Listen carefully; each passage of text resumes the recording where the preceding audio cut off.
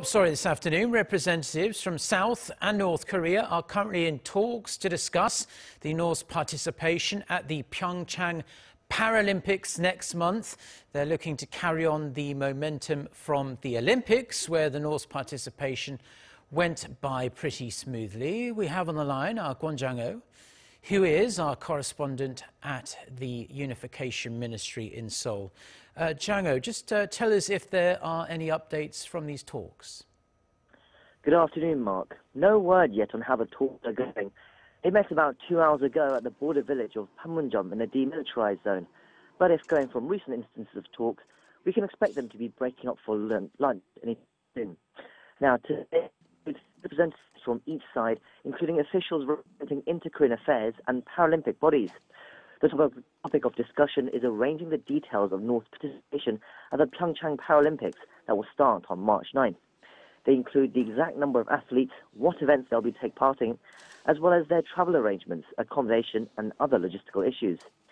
This carries on from talks last month, where the two Koreas made an initial agreement that Pyongyang would send a 150-member delegation that also includes an art troupe and cheering squad. It's similar to the arrangements that were made for the Olympics, but on a smaller scale, as that delegation consisted of almost 500 members. The South Korean chief Lee Joo-tae said that before he left for Panmunjeom this morning, that he would do everything he can to continue the mood towards improving inter-Korean relations. And Jang-ho, we also understand that another North Korean delegation that has been in the south over the past 3 days are now on their way back to the north. That's right. The delegation headed by the controversial North Korean general Kim Yong-chol arrived at the inter-Korean border checkpoint about half an hour ago, and he's said to have now crossed over the border back to the north. It concludes a 3-day trip to the south that involved attending the closing ceremony of the PyeongChang Olympics and meeting with President Moon Jae-in and other South Korean officials. During his time here, he expressed that North Korea have a willingness to talk with the U.S. and that relations needed to improve. But that didn't mean he was willing to talk to the U.S. just yet.